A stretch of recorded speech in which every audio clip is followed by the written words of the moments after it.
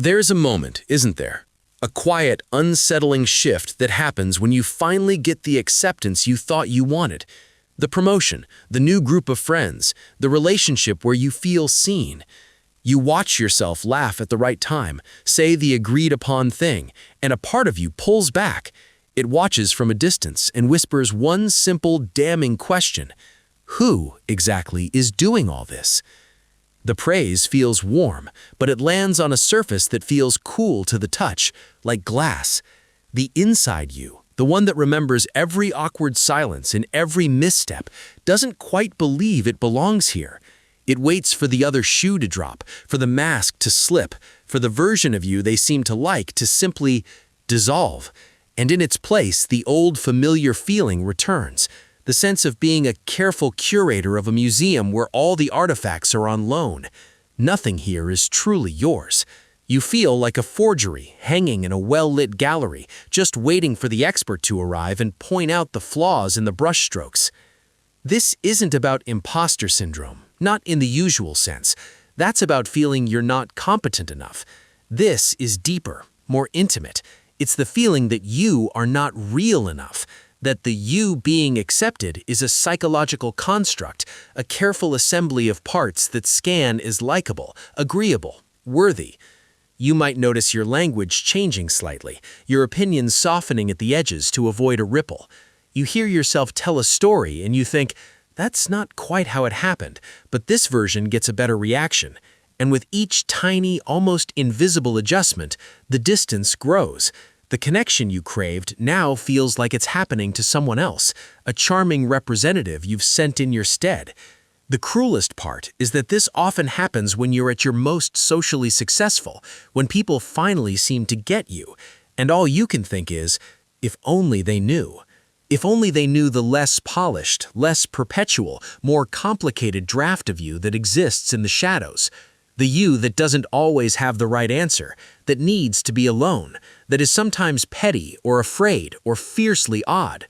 So you live with a low-grade dissonance, a hum of unreality. You are both the performer and the critical audience, and the performance is, ironically, a smash hit. It's exhausting. But what if this feeling isn't a sign of a fraudulent self? What if it's the sign of a protective one? From a psychological standpoint, this experience isn't a flaw in your character. It is, almost certainly, an adaptation, a survival mechanism forged in the intricate social forge of your past. Your brain is not trying to sabotage your happiness. It is, in its own clumsy way, trying to preserve something it considers essential, your safety within the tribe. For many, this pattern roots itself in a simple early lesson that the baseline you is not sufficient for secure attachment. Maybe you learned that love was conditional on being easy or achievement or on caretaking. Maybe you learned that certain emotions, anger, sadness, neediness, were met with withdrawal or punishment. So you developed a social self, what Carl Jung might have called a persona. Not a malicious fake, but a necessary interface, a set of manners for the world. The problem isn't the existence of this persona. We all have one. The problem is when the connection between that interface and the inner operating system grows thin, frayed by disuse. When you've sent the diplomat out so often and for so long, you've forgotten the language of the homeland. The mechanism at play here is rooted in predictive coding and a concept called self-concept clarity. Your brain is a prediction machine. It's constantly running a model of you to anticipate how you'll think, feel, and act, and how the world will respond. This model is your self-concept. When it's clear and stable, you feel authentic. When people like you, it confirms the model and it feels good. But if your self-concept is fragmented, if you have a me-at-home model and a me-they-like model, the prediction engine glitches. The praise comes in, but it's meant for the them model. The neural pathways for that model are strong, but they lead to a suite of behaviors, not to your core emotional centers. It's like applause for an actor on stage. It's meant for the character. The actor backstage might feel proud, but the applause isn't for their private off-script self. Your brain receives the social reward, but it can't fully integrate it into the whole system. It gets stuck in the persona layer. This creates the phantom feeling, the emptiness. The reward is real, but it's delivered to the wrong address. Think of your psyche not as one room, but as a house. For years, maybe you only ever entertained guests in the front parlor. It's a lovely room. You've decorated it with your best jokes, your reliable opinions, your competent calm. And people love it there. They compliment the furnishings, the light. They feel welcomed. But you, the host, know the rest of the house exists. The messy kitchen, the closet full of forgotten projects, the attic of old dreams, the room where you just sit and stare at the wall. The feeling of being fake doesn't come because the parlor is fake. It's a real room. The feeling comes because you have never ushered a single soul past its threshold. You have accepted love for your hospitality while secretly believing the whole house is unlovable.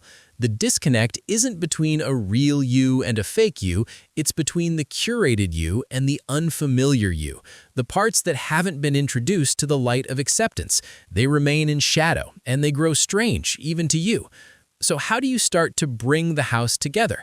How do you let the warmth felt in the parlor seep into the hallways and the back rooms? It's not about tearing down the parlor, it's about opening a door, a little at a time. And it requires a specific kind of courage, the courage of incremental authenticity, not a grand confession, but a small, real moment. This works because of a brain process called self-signaling. Your brain defines who you are largely by observing what you do. Every tiny action you take is a vote for a certain identity. When you consistently only show the polished part, you are voting for the idea that only that part is acceptable. To change the inner model, you need to cast different votes, small, safe, but real ones.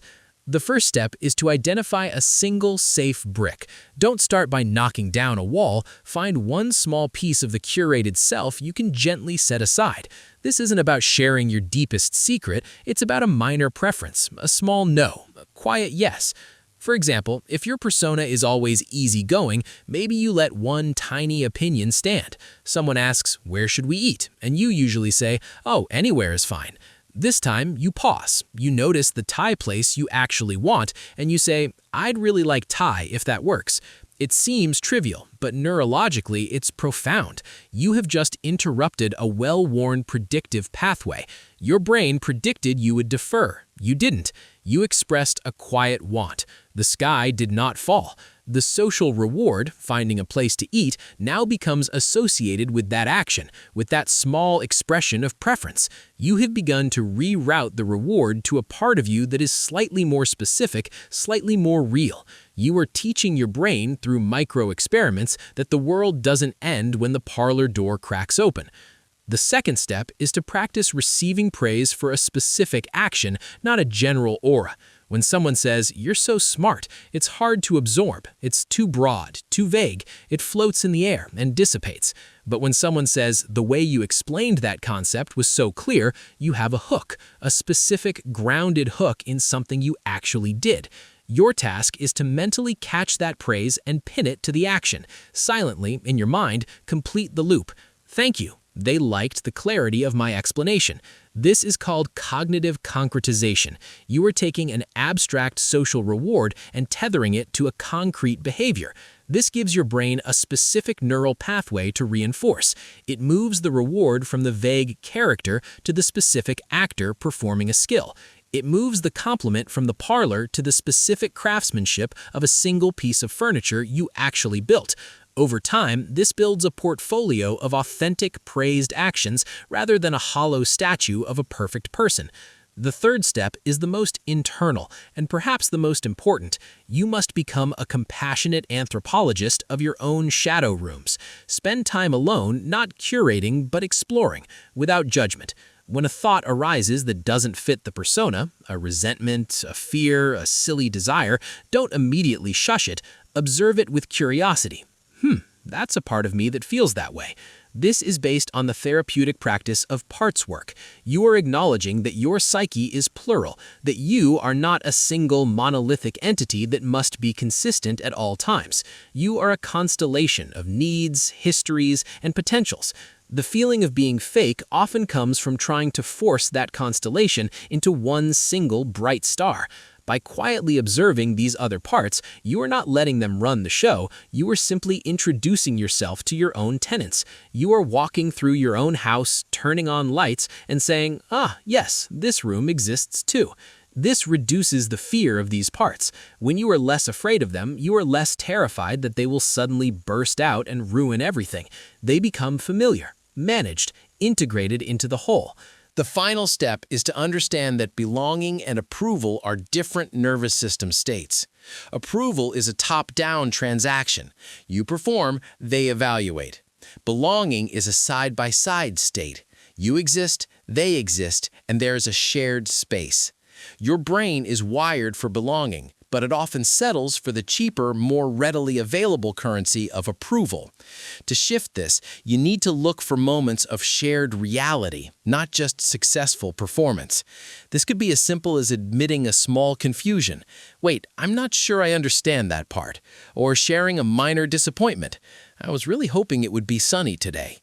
You're not confessing a tragedy. You are simply aligning your internal state with your external communication. You are creating a tiny, real-time overlap between the inner and the outer. When the other person resonates, "Oh yeah, me too," you have created a moment of belonging. Your brain registers this as safety, not the safety of being perfect, but the deeper, older safety of being in sync with another human, neuron to neuron. This is the feeling that begins to heal the divide. So the model to remember is not about being real all at once. It is about the house. You have lived in the front parlor, accepting compliments on a room you know is only part of the structure. The goal is not to demolish that room. It is to inhabit the whole house, to open one door at a time, to bring the warmth from the visited rooms into the unvisited ones until the temperature equalizes, to realize slowly that people weren't just loving the parlor, they were loving the hospitality, the presence, the you that was in that room. And that same you can learn to inhabit all the other rooms too. The feeling of being fake is just the feeling of loneliness inside your own mind. The cure is not to convince others of your reality. It is to gently, patiently convince yourself by letting one real thing out at a time and discovering, to your astonishment, that it was never the keeping of secrets that made you safe. It was the letting them go, piece by tiny piece, into the accepting light of a shared world. And you can start with something as simple as what you want for dinner. The rest of the house will wait. It has been waiting for you all along.